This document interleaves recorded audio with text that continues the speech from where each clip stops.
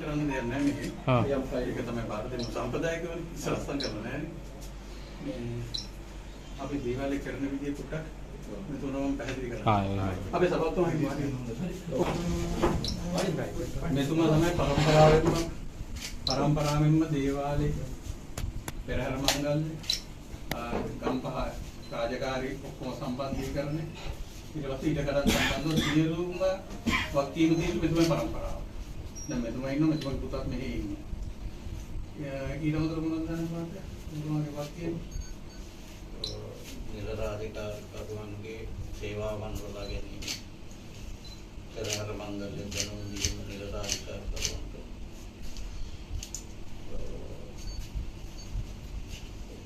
නිලරාජිකාරුවන්ගේ රාජකාරී ප්‍රවේග ඉඩම් සම්බන්ධව රාජකාරී කිරීම. ඒ විතර නෙවෙයි මෙතුමා නඩු සාස්නායක නිලමේ වෙනුවෙන් පෙරහැරේ යනවා. නිලමේ කියත් නැතත් මෙතුමා උපදින්න මේ දවස් 15න් පෙරහැරේ යනවා. මෙතුමාගේ පියා පෙරහැරේදී බෝම්බ වැදිලා නැති වුණේ. මෙතුමාගේ එක හැක් පේන්නේ නැහැ බෝම්බේ.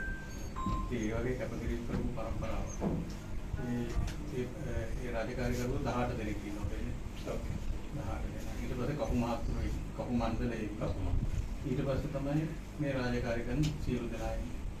ඊළඟට දෙකයි පඩි ඊළා නවත තාපිත කිරීම ඊළඟ මේ තනතුර දෙන්නේ අවුරුද්දේ තනතුර අලුත් කරනවා. 282 පඩිය දුන්නම තමයි මේ තනතුර ඊළඟ අවුරුද්ද කරන්න වගකීම බාර දෙන්නේ. ඒකම තමයි වගකීම බාර දෙන්නේ. ඊට පස්සේ මම මේ මොකද ජීවාතවල ගනුදෙනු ලේඛන ගැන ලොකු දැනීමක් නැති හින්දා දානද මහත්තයා ගොඩක් දෙනකොට මෙතුමා අලුතෙන් කිසිම නිලම කෙනෙක් හොරා කියන වචනේ අහන්න ඕනේ නැහැ. ඕනේ නැහැ. ගෞරවය දිහා. ගෞරවය හොරගන්න කරන්න බෑ. මෙහෙම පිටිපැයට කරේ මේ හොර කොට.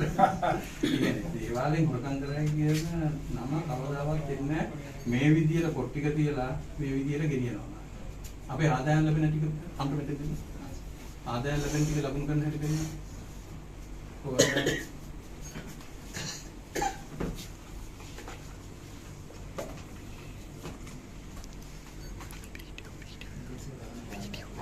මේ තියෙන්නේ මේ ආධාර කවුන්ටර් තියෙනවා.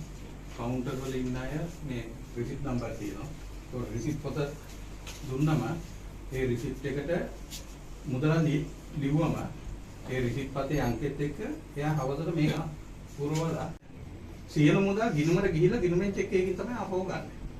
ඊට පස්සේ මේ තියෙන්නේ රෝහල්ලාර මුදලට ලැබිච්ච මුදල්. ඒතකොට ඒකේ හම්බෙච්ච මුදල් ටික ඒ වෙනුවෙන් ගිණුම් ගත කරලා තියෙනවා. මේ මාසෙට අදාළව ඒ ලේඛන ටික තමයි මෙතන තියෙන්නේ. ඒ ඔක්කොම මේ ලෙජර් එකට යනවා. ඒතකොට ආදායම් මෙච්චරයි අපිට.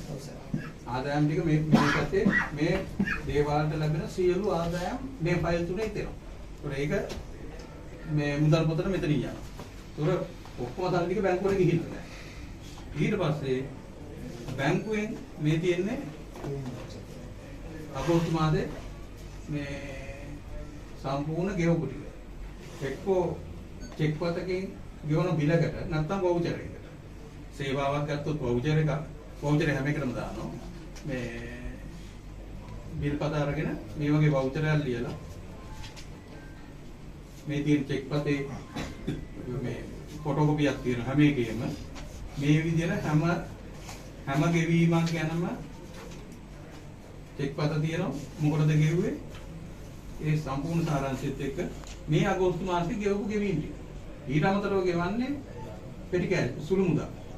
සුළු මුදල් හැටියට අපිට ලක්ෂ 2.3ක් තියෙනවා. ඒක පොඩි පොඩි දවසේ යන වියදම් වලට මෙතුමන්ලා ඒක වෙනම පොතකින් ගෙනියනවා. මේක තමයි චෙක් පත් වලින් මාසේ වියදම් කරන ක්‍රමය. ඒතකොට මේ තියෙන්නේ 2025 අගෝස්තු මාසේ වියදම් කරපු සියලු දේවල් මේකේ තියෙනවා. ඒ වගේ මගේ අවුරුදු 5ට මේ වගේ ෆයිල් 6ක් තියෙනවා. ඒ ෆයිල් 6 සියලු වියදම් ටික මේකේ තියෙනවා. ඒතකොට බස්නායක නිලමේ සම්බන්ධ වෙන්නේ මෙන්න මේ අස්සර ගහන්න මේක මේ ගිණුම් මාංශේ ගිණුම් මාංශය අනිත් දෙන්න දෙන්න මෙතනට හොඳමයි. ගිණුම් මාංශේ කට්ටිය මේක එකහුව වෙලා මේවා ඔක්කොම පිළියෙල කරලා අස්සන් 3ක් යදෙනවා. එන් මෙතන.